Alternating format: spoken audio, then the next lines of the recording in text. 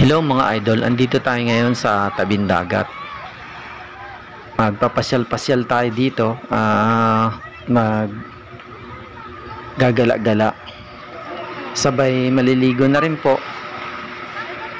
dahil maganda ang dagat ngayon, kalma, walang masyadong alon.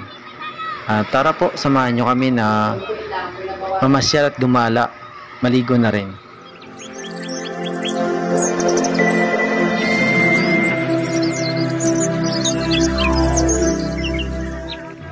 At ito yung mga kasama natin mga idol. Ito yung mga kaibigan nating makukulit. Hanap di amin yan. Pero pag nandito ka, Oh, ayan.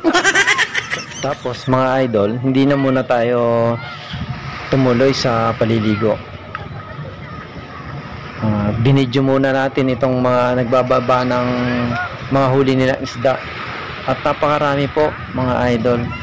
Ito banye-banyerang tulingan ang binababa nila.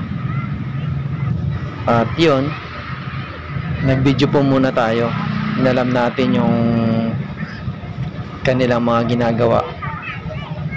Ayun, kung mapapansin nyo po, mula dun sa bangka na yun, binabagsak nila sa tubig yung mga banyera na puno ng isda. Pero naka-plastic naman po yung kaya hindi siya kumakalat. Sinasalo naman dito sa baba ng mga maghahakot. Ayan, may dalang kawayan sila para pang buhat nila doon sa mga isda na nakabanyera po mga idol. Bali po yung kanilang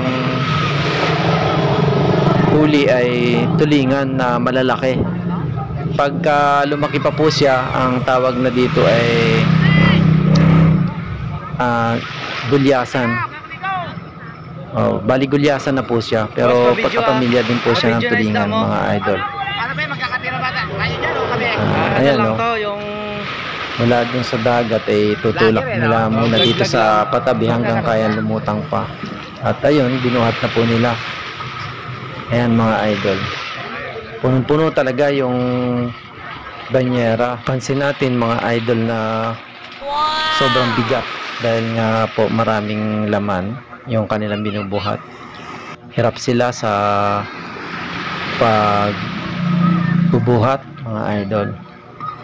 Siguro mga ilang kilo yon, baka hindi lang 50 kilo ang laman ng isang banyera dahil nakaapaw to.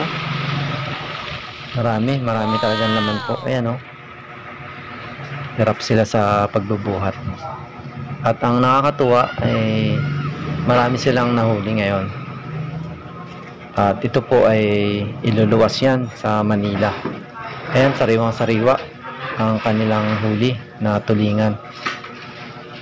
Ito po, nagpo-proseso na sila para i-re-ice at lagyan ng yelo para pang luwas po yan.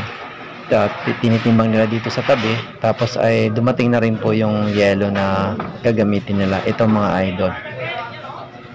Ayan, nakakatuwa na hindi na muna tayo natuloy sa patungo doon sa may liguan. Nag-video po muna tayo dito. At pagkatapos po nito ay tutuloy na tayo doon sa tabing dagat para maligo. Punta natin yung mga kasama natin pagkatapos nating mag-video. I-share natin mga idol yung pagpoproseso nila ng isda mula doon sa bangka pagka nandito na sa tabi, kung ano yung ginagawa nila. Ayun, tinitimbang po pala nila yung mga isda. Tapos pagkagaling sa timbangan ilalagyan na nila ito sa panibagong banyera. At ito, si Bossing ay mag-iihaw na ng isda. At kumuha na siya ng isda na pang luto, sariwang-sariwa. At ayun, pagkagaling po dito sa timbangan mga idol ay i-re-ice na yan, panibagong yelo naman po at saka plastic. Tapos ay iluluwas na. At ayun mga idol, dito na ulit tayo sa tabing dagat para mag-relax at maligo. Napakaganda ng tabing dagat, napakakalma ng alon, napakaliit ng